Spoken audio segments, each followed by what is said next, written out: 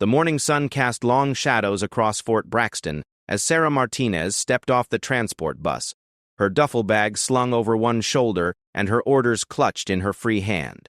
The North Carolina heat was already building, even at 7 in the morning, and she could feel sweat beginning to form under her regulation uniform. Around her, other soldiers moved with purpose, some heading to morning formations, others rushing to grab breakfast before their shifts began. Sarah had been dreading this moment for weeks. Transfer orders always meant starting over, proving herself all over again to a new group of people who would inevitably make assumptions about her based on her appearance. At 28, she looked younger than her years, standing just 5 feet 4 inches tall, with a slight build that had caused more than one person to question whether she belonged in the military at all. The base was larger than her previous assignment, sprawling across hundreds of acres, with buildings that ranged from newly constructed training facilities to older barracks that had housed soldiers for decades.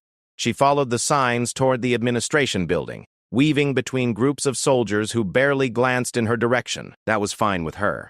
The less attention she drew, the easier her first few days would be. Inside the cool, air-conditioned building, Sarah presented her orders to a bored-looking sergeant behind the reception desk. The man barely looked up from his computer screen as he processed her paperwork, occasionally pecking at his keyboard with 2 fingers while humming off-key to whatever song was playing through his earbuds. Martinez, Sarah Elena, he read from her file, finally glancing up at her.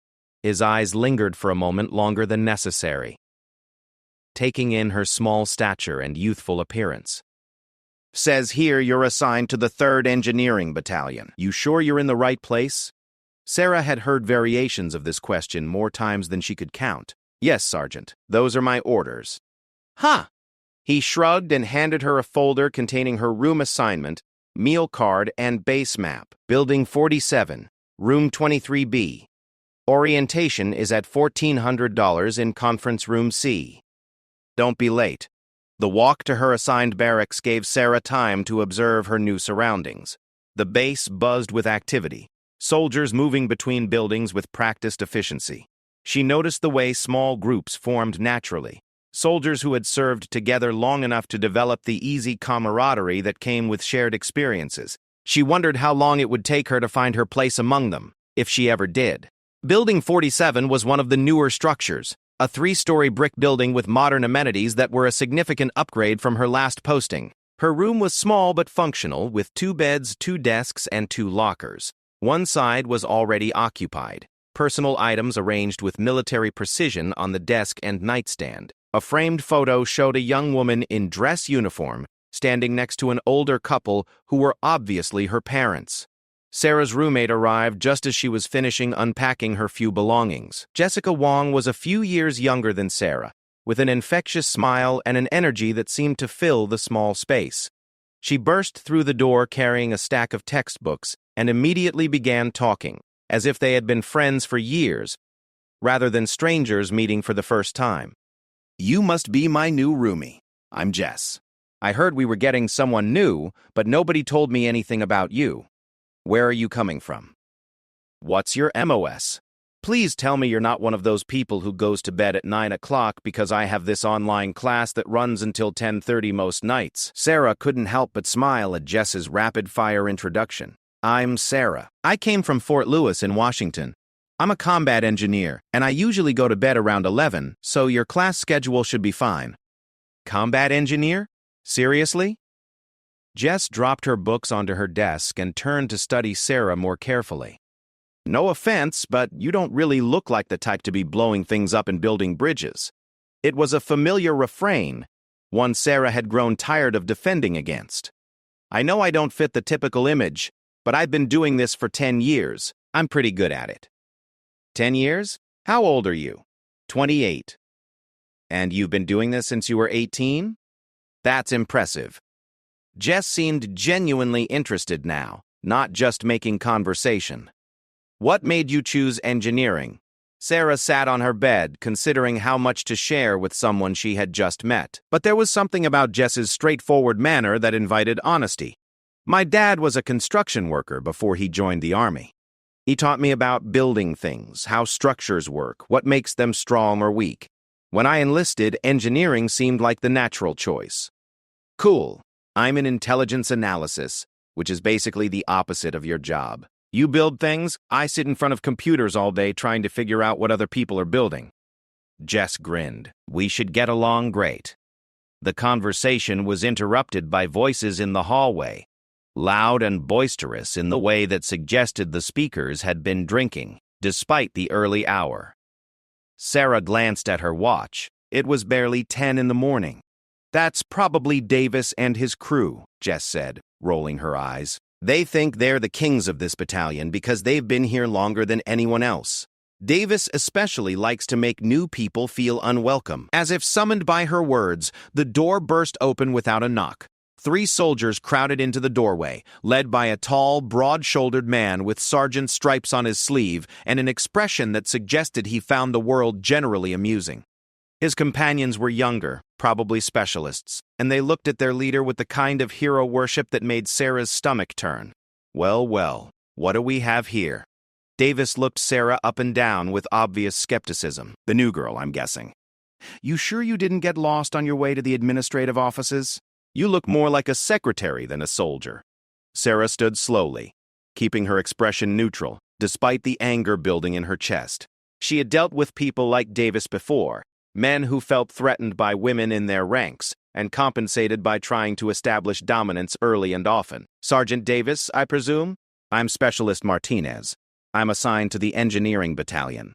Specialist Martinez, he repeated, drawing out her name mockingly. And what exactly does a specialist do in the engineering battalion? File paperwork? Answer phones? His companions snickered, clearly enjoying what they saw as entertainment at the new arrival's expense. Sarah noticed Jess tensing behind her, probably debating whether to intervene. I do whatever the mission requires, Sergeant. The mission? Davis repeated, his voice dripping with sarcasm. Right. And I suppose you've seen plenty of action in your illustrious career? Probably spent most of your time on nice, safe bases, doing nice, safe jobs. Sarah felt her jaw clench. The assumption that she had avoided dangerous deployments was particularly galling, given the scars on her back from a roadside bomb in Afghanistan and the metal she kept locked away in her personal effects. But she had learned long ago that defending herself against people like Davis only invited more harassment. I've served where the Army needed me to serve. I'm sure you have. Davis stepped closer, using his height advantage to loom over her. But here's the thing, Martinez. This isn't some rear echelon outfit where you can hide behind a desk. We do real work here. Dangerous work. Work that requires real soldiers, not little girls playing dress-up. The insult hung in the air between them, and Sarah could feel the familiar weight of expectations settling on her shoulders.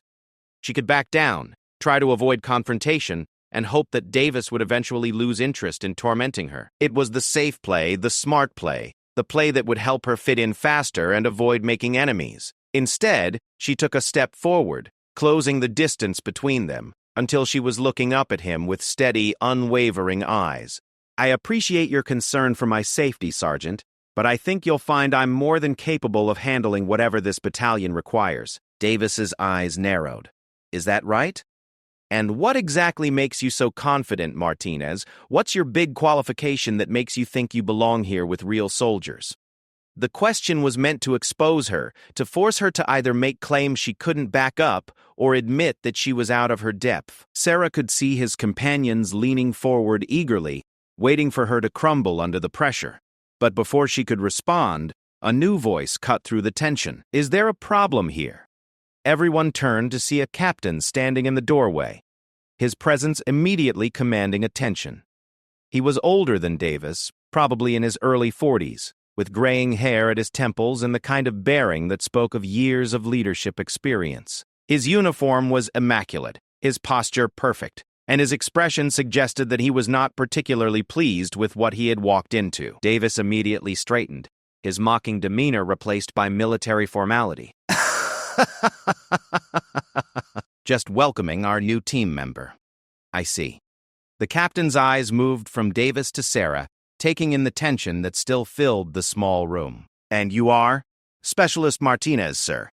I'm reporting for duty with the 3rd Engineering Battalion. Ah, yes, Martinez. I've been looking forward to meeting you. Your reputation precedes you. Sarah felt a chill run down her spine. Reputation could mean many things in the military, not all of them good. She kept her expression neutral as she waited for clarification. "I had a very interesting conversation with Colonel Harrison at Fort Lewis yesterday," the captain continued, his gaze never leaving Sarah's face. "He had quite a lot to say about your service record." Davis shifted uncomfortably, clearly realizing that the dynamic in the room had changed in ways he didn't understand. His companions looked confused, glancing between their leader and the unfolding conversation. "Colonel Harrison spoke very highly of your technical skills," the captain said. "He also mentioned that you've received several commendations for your work under combat conditions. Something about a bridge reconstruction in Afghanistan that saved an entire convoy route?" Sarah felt heat rise in her cheeks. She had hoped her service record would speak for itself without requiring explanations or justifications. "I was just doing my job, sir." "Just doing your job," the captain repeated thoughtfully. "That's interesting. Because according to the colonel, you completed a week-long project in 3 days while under enemy fire, working 18-hour shifts to ensure that supply convoys could reach forward operating bases." He seemed to think that went somewhat beyond the call of duty.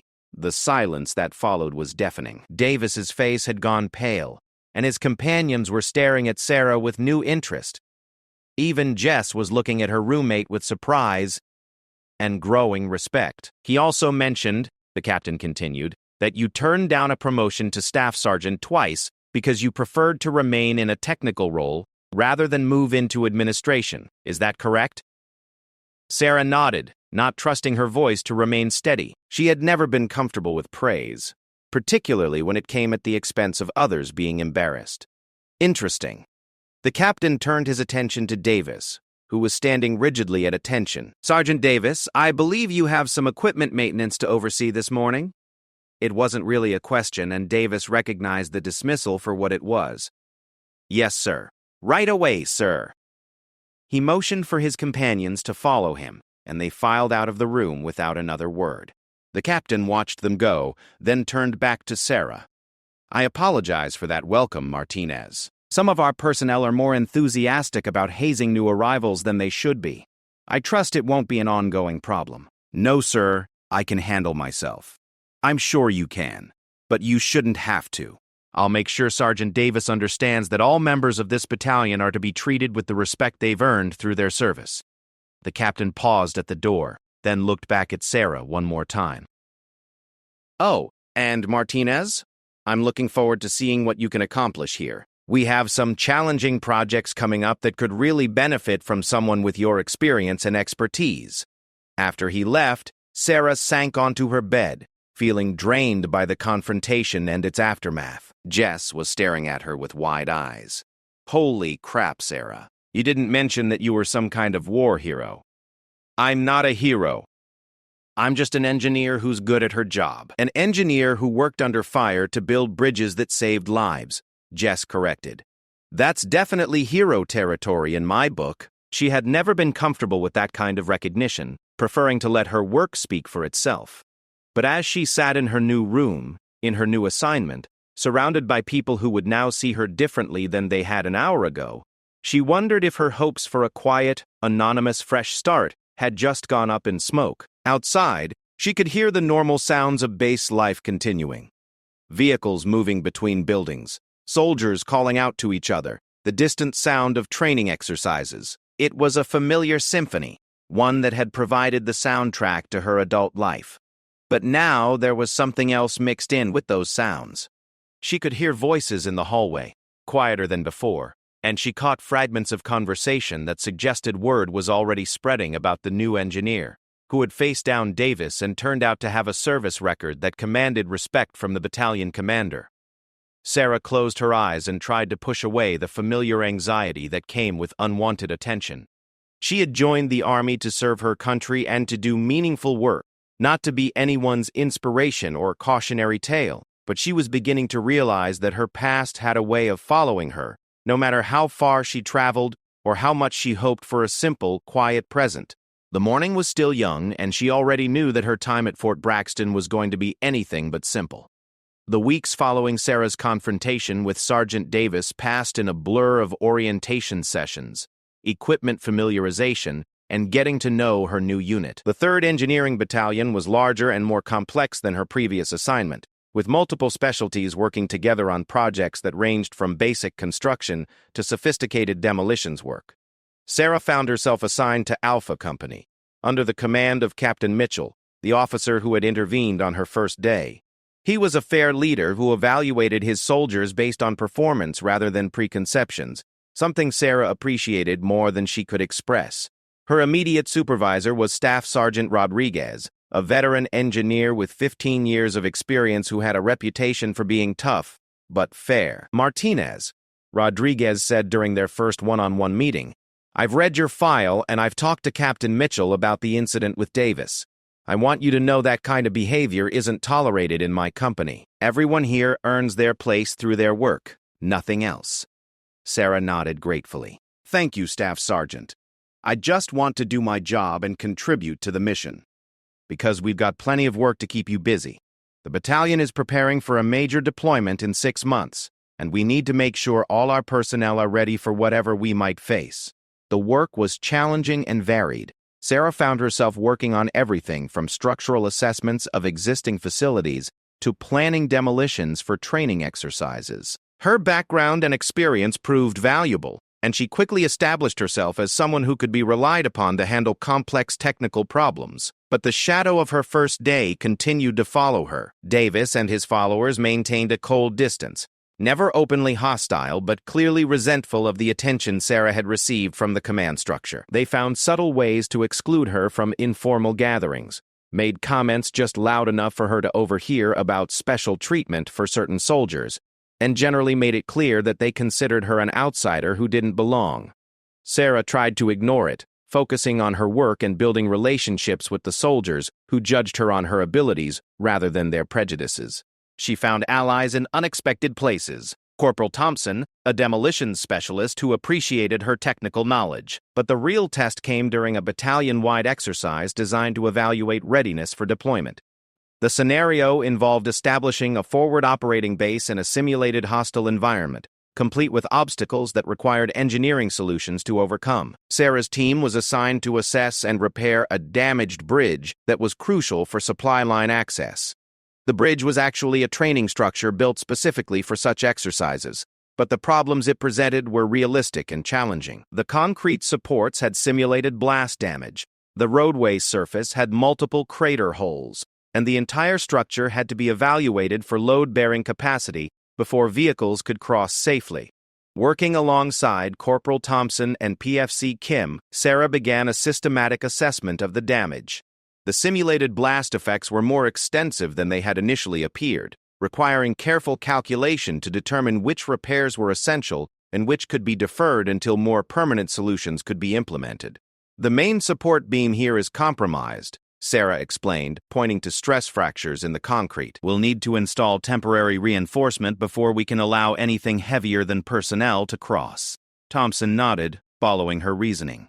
"What about these surface holes? Can we just patch them or do we need to replace the entire section?" "Depends on what kind of traffic we're expecting. For supply trucks, we'll need solid repairs that can handle repeated heavy loads. A quick patch job might work for light vehicles, but it won't last long under serious use." As they worked, other teams tackled different aspects of the exercise.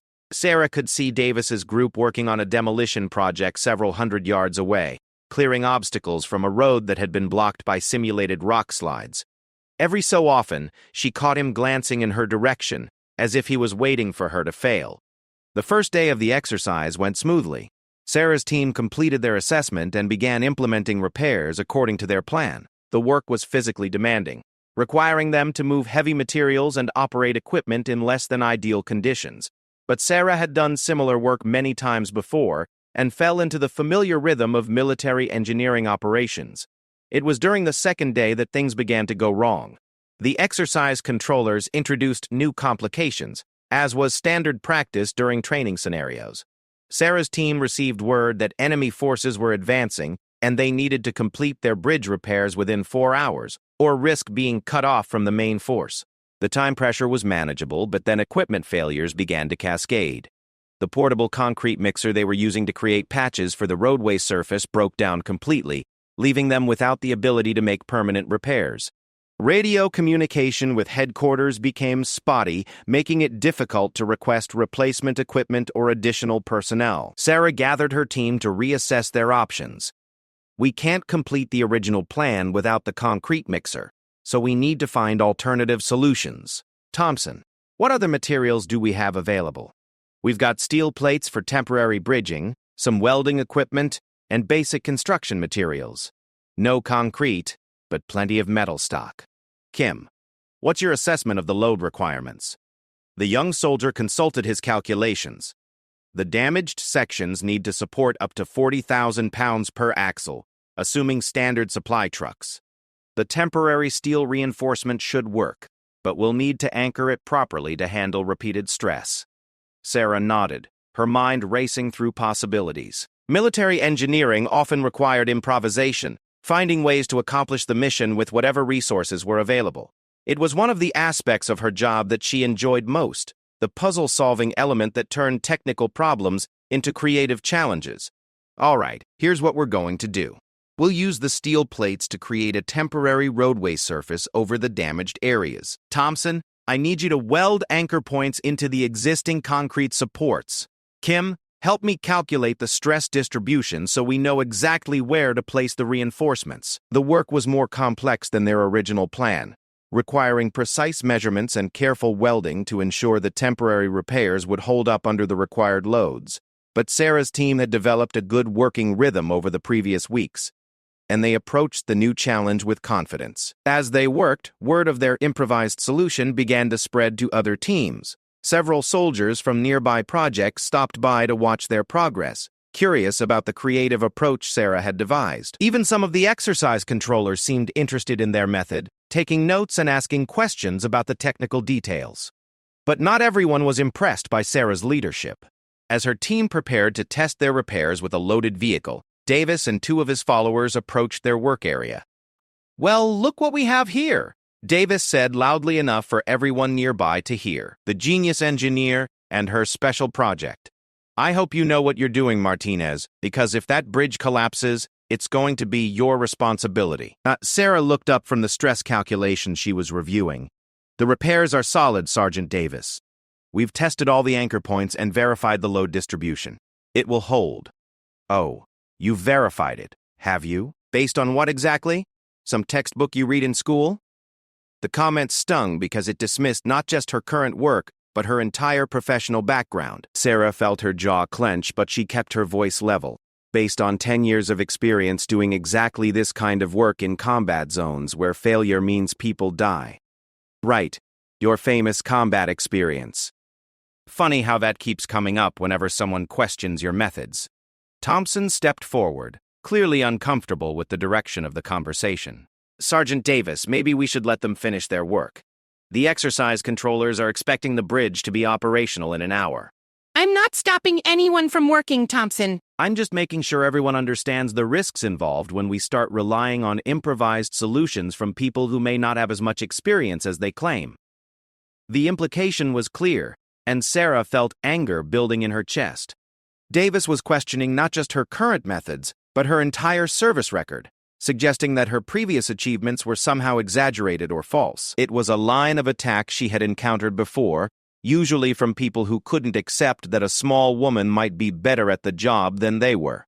But before Sarah could respond, Captain Mitchell appeared at the edge of their work area. He had been making rounds to check on all the team's progress, but his timing couldn't have been better. "How are we doing here?" he asked, his tone neutral but his eyes taking in the tension that was clearly visible between Sarah and Davis. "Just finishing up our repairs, sir," Sarah replied. "We should be ready for the load test in about 30 minutes. I've been hearing good reports about your team's problem-solving approach. The exercise controllers are particularly interested in your use of steel plating to address the concrete mixer failure." Davis's expression tightened, but he maintained military courtesy in the captain's presence.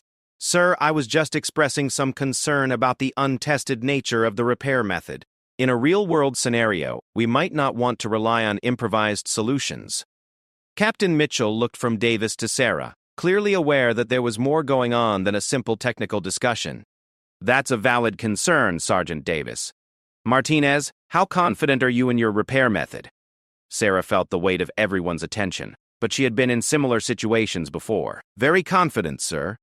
The steel reinforcement actually provides better load distribution than the original concrete structure. The temporary nature of the repair doesn't compromise its strength, just its longevity. For the mission requirements, it's actually a superior solution." "And you've used similar approaches before?" "Yes, sir. In Afghanistan, we had to repair a bridge that had been damaged by an IED. We used steel plating and welded reinforcements to create a temporary surface that carried convoy traffic for 3 months before a permanent replacement could be built." "I see. And that repair held up under combat conditions?" "Yes, sir. No failures, no load limitations beyond the original design specifications of the bridge." Captain Mitchell nodded thoughtfully. "Well then, I think we should proceed with the load test. Sergeant Davis, I'd appreciate it if you would observe and provide feedback on the technical aspects of the repair. Your experience in construction projects could be valuable in evaluating the approach." It was a diplomatic way of turning Davis's criticism into constructive participation, but Sarah could see from his expression that he wasn't entirely pleased with the arrangement. Still, he couldn't refuse a direct request from his commanding officer. The load test proceeded without incident. A 5-ton truck, loaded with concrete blocks to simulate a fully loaded supply vehicle, crossed the repaired bridge section multiple times, while Sarah's team monitored stress indicators and checked for any signs of structural failure. The steel reinforcements held perfectly, with no deflection beyond acceptable parameters, and no indication that the repair would fail under normal operational loads. As the test concluded successfully, a small crowd had gathered to watch. Word of the improvised repair method had spread throughout the exercise area, and soldiers from other units had come to see how Sarah's team had solved their equipment failure problem. The exercise controllers documented the approach for possible inclusion in training manuals, noting that it demonstrated exactly the kind of creative problem-solving that engineers needed to develop for real-world operations. Captain Mitchell congratulated Sarah and her team on their successful completion of the mission, but his praise was delivered quietly, without the fanfare that might have made the situation more awkward with Davis and his supporters. Sarah appreciated his diplomatic approach, even as she wished the entire situation could have been handled without the personal conflicts that seemed to follow her everywhere. But as the exercise concluded and the teams began packing up their equipment, Sarah overheard conversations that made it clear her reputation was continuing to evolve in ways she hadn't anticipated.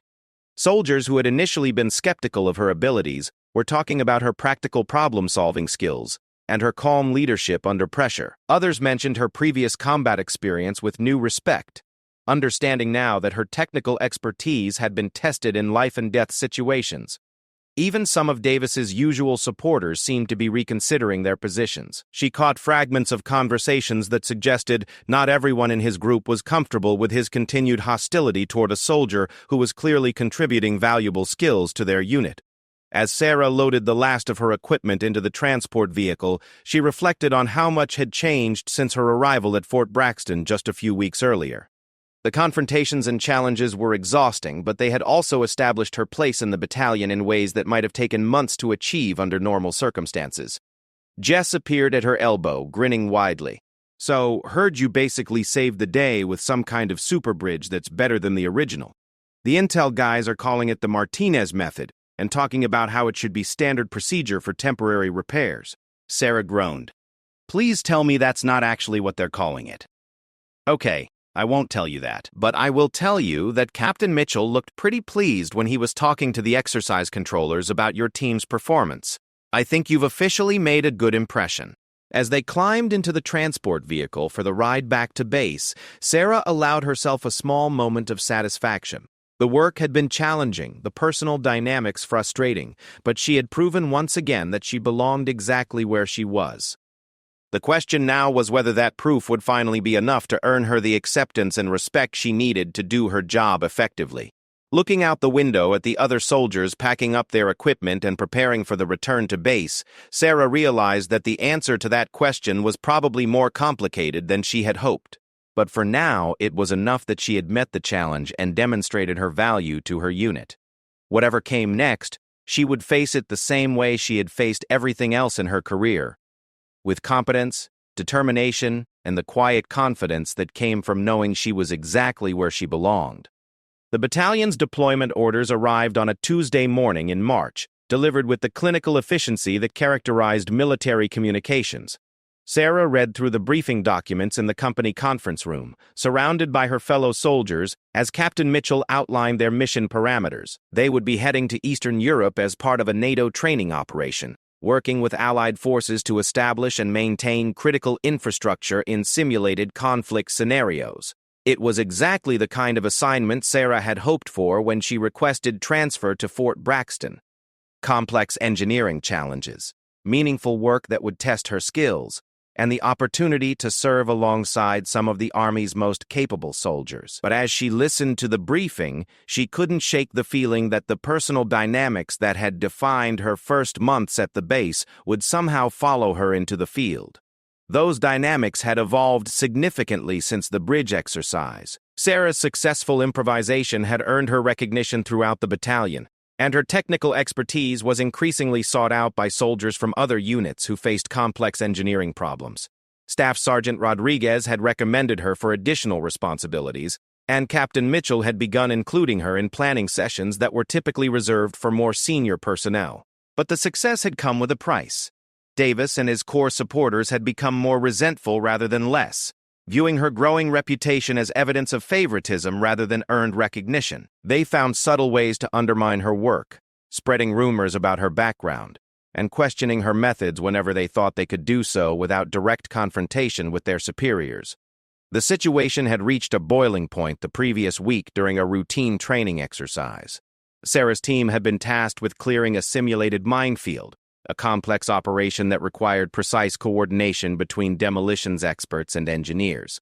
The work had gone smoothly until Davis appeared at their location with several of his followers, ostensibly to observe their techniques but clearly looking for opportunities to create problems. "Interesting approach, Martinez," he had said, watching as Sarah directed the placement of explosive charges to clear a particularly challenging cluster of training mines. "Very textbook. I hope it works as well in the real world as it does on paper." The comment had been designed to undermine her authority in front of her team, suggesting that her methods were theoretical rather than practical. Sarah had ignored it, continuing to focus on the complex calculations required to ensure the demolition would be both complete and safe. But Davis hadn't been satisfied with being ignored. "You know, in my experience, the best engineers are the ones who've actually had to deal with real consequences when their calculations are wrong. Not everyone has that kind of background." It was another attack on her service record, another attempt to suggest that her previous deployments had been somehow less dangerous or less meaningful than his own. Sarah had felt her jaw clench, but she had maintained her professional composure, knowing that any response would only escalate the situation and potentially compromise the training exercise. The confrontation had been witnessed by several soldiers from other units, and word of Davis's continued harassment had eventually reached Captain Mitchell. The captain had handled the situation with his characteristic diplomatic efficiency, reassigning Davis to different projects that would minimize his contact with Sarah's team. But everyone understood that the underlying tension remained unresolved. Now, as Sarah packed her equipment for deployment, she wondered whether the mission abroad would provide an opportunity to move past these conflicts, or whether they would only intensify under the stress of actual operations. Military deployments had a way of either bringing people together or driving them permanently apart, and she wasn't sure which outcome was more likely in her case. The flight to their staging area in Germany was long and uncomfortable, cramped military transport with minimal amenities, and the constant background noise of engines and equipment. Sarah found herself seated next to Corporal Thompson, who had become one of her closest allies in the battalion. They spent much of the flight reviewing technical manuals and discussing the challenges they were likely to face in the field. "I heard from Rodriguez that we might be working with some pretty sophisticated equipment on this deployment," Thompson said, flipping through a manual on advanced demolitions techniques. "Stuff that most units don't get to touch." And Sarah nodded. The briefing mentioned some experimental engineering systems that are being field tested. Could be interesting. Could be complicated, too. New equipment means new ways for things to go wrong. True, but it also means new opportunities to solve problems that couldn't be solved before. That's the part of this job I love most. Thompson grinned. You know, when you first showed up, I wasn't sure what to make of you. Davis and his crew had everyone thinking you were just another soldier trying to coast on a reputation you hadn't earned. But after working with you for the past few months, I have to say, you're probably the best engineer I've served with. The compliment was unexpected and more meaningful than Thompson probably realized. Sarah had worked hard to prove herself to her fellow soldiers, not through words or arguments, but through consistent competence and reliability. Earning that recognition from someone like Thompson, who had been initially skeptical, felt like a significant victory. Thanks, Thompson. That means a lot. Just calling it like I see it. And I think most of the battalion has figured out the same thing by now. Davis and his buddies are pretty much on their own with their attitude problems. Sarah hoped Thompson was right, but she had learned to be cautious about assuming that workplace conflicts would resolve themselves naturally. People like Davis rarely abandoned their prejudices just because evidence contradicted them. If anything, her success seemed to make him more determined to find ways to discredit her. The staging area in Germany was a temporary facility, designed to support rotating units as they prepared for various NATO exercises and operations. Sarah's battalion would spend 2 weeks there, conducting final equipment checks and coordinating with their Allied counterparts before moving to their actual deployment location in Poland. The work during those 2 weeks was intensive and demanding. Sarah found herself assigned to a joint planning committee, working alongside engineers from British, German, and Polish forces to develop comprehensive infrastructure strategies for the exercise scenarios they would face. It was exactly the kind of challenging, high-level work she had hoped for when she decided to make the Army her career. But even in this international environment, the personal conflicts from Fort Braxton continued to cast shadows over her professional life. Davis had been assigned to a different planning group, but their paths crossed regularly during briefings and coordination meetings. He maintained his pattern of subtle undermining, making comments designed to question her expertise whenever he thought he could do so without attracting attention from their superiors. The situation came to a head during a joint briefing with Allied forces. Sarah had been asked to present the American battalion's approach to a particularly complex demolition scenario, one that required coordination between multiple engineering specialties and precise timing to avoid compromising nearby structures. Her presentation was well received, with several Allied officers asking detailed technical questions that demonstrated their respect for her expertise. But as the briefing concluded, Davis raised his hand and asked a question that was clearly designed to create doubt about her recommendations. Specialist Martinez, I'm wondering about the safety margins in your calculations. In a real-world scenario with the kind of variables we can't control, wouldn't a more conservative approach be advisable, especially given the potential consequences if the timing is off?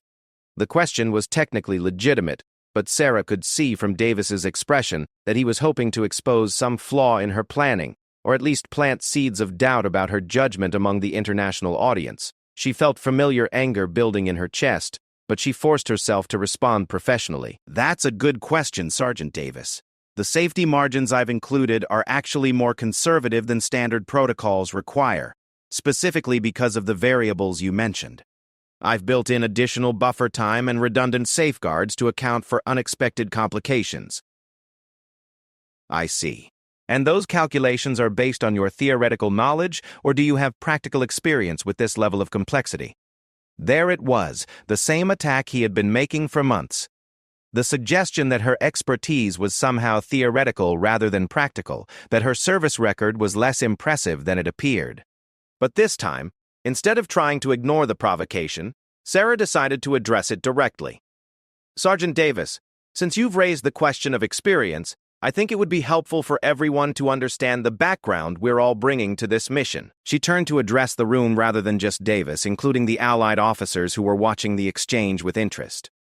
I've been working as a combat engineer for 10 years, with 3 deployments to Afghanistan and 1 to Iraq. During those deployments, I was involved in over 200 demolition operations, including several that required exactly the kind of precision timing we're discussing today. I've worked under enemy fire, with limited resources, and under conditions where failure would have meant casualties among American and Allied forces.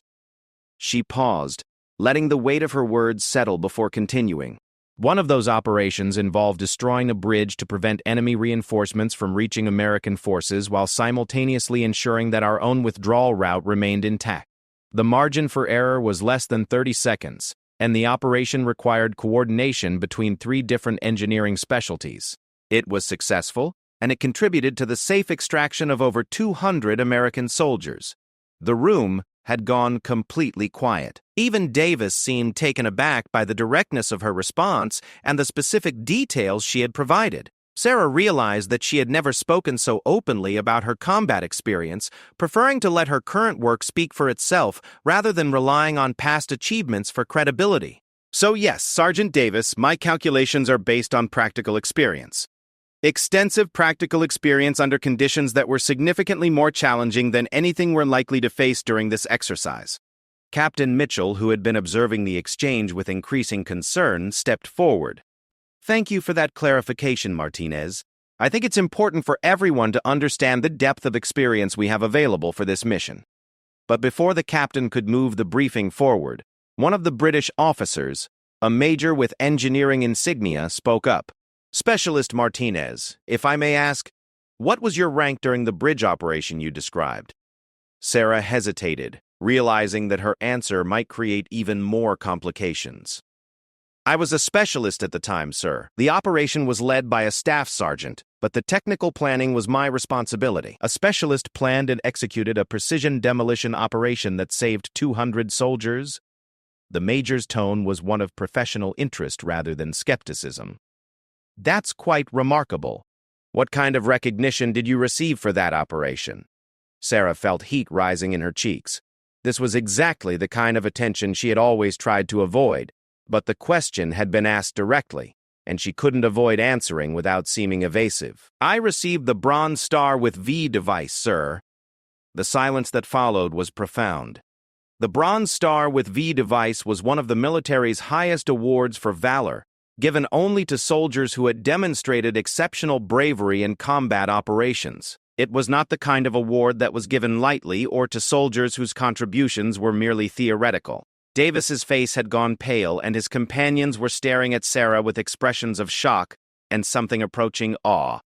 Even soldiers who had been skeptical of her abilities seemed stunned by the revelation that their small, quiet colleague was a decorated combat veteran whose actions had saved hundreds of lives.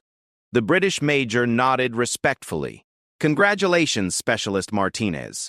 That's an impressive achievement, and it certainly speaks to your qualifications for this mission. As the briefing concluded and the officers began to file out, Sarah found herself surrounded by soldiers who wanted to know more about her service record and her approach to the current mission.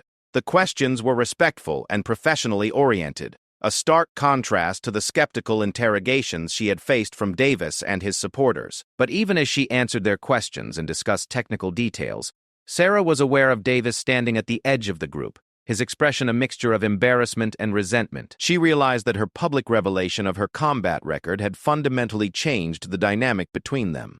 But she wasn't sure whether that change would ultimately be positive or negative.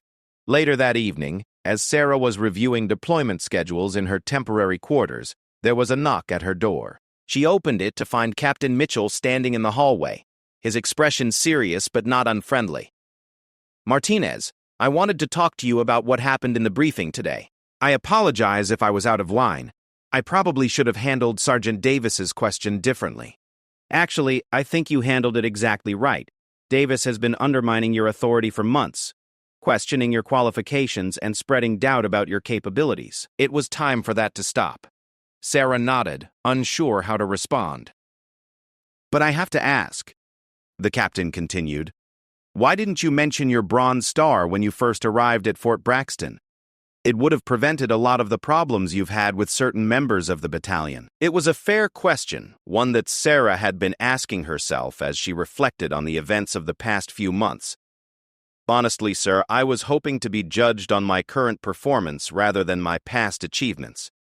I wanted to earn respect through the work I was doing, not through awards I received years ago. That's admirable, Martinez, but sometimes context is important. Your fellow soldiers need to understand that your expertise comes from real-world experience, not just training in theory. That Bronze Star represents not just your individual achievement, but proof that you've been tested under the worst possible conditions and proven yourself capable of making life-and-death decisions correctly. Sarah considered his words carefully. She had always been uncomfortable with military awards and recognition, viewing them as acknowledgments of doing what was necessary rather than evidence of exceptional achievement. But she was beginning to understand that her discomfort with praise might have actually created more problems than it solved. "I understand, sir. I'll keep that in mind going forward." "Good. Because we're heading into a complex mission that's going to require the best from everyone in this battalion.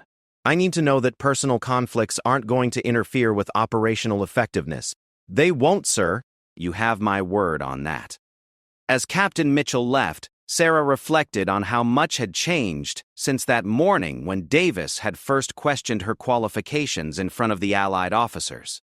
The revelation of her Bronze Star had shifted the entire dynamic within the battalion, transforming her from a soldier whose abilities were questioned into one whose expertise was acknowledged and respected. But she also understood that recognition came with new responsibilities. Soldiers who had previously been indifferent to her opinions would now pay closer attention to her recommendations. Leaders who had seen her as just another specialist would now expect her to contribute at a higher level. The burden of living up to a reputation for exceptional competence was in some ways more challenging than dealing with skepticism and doubt. As she prepared for sleep in her temporary quarters, Sarah thought about the mission ahead and the role she would play in its success.